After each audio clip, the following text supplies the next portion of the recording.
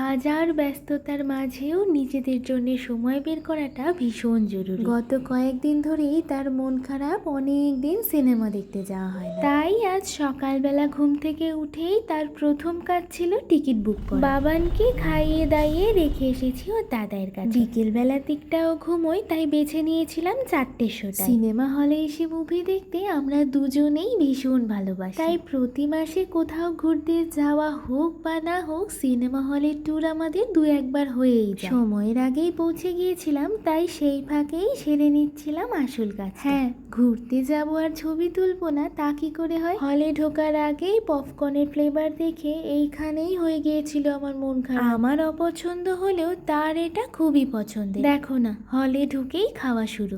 এই পপকর্ন খাবো বলে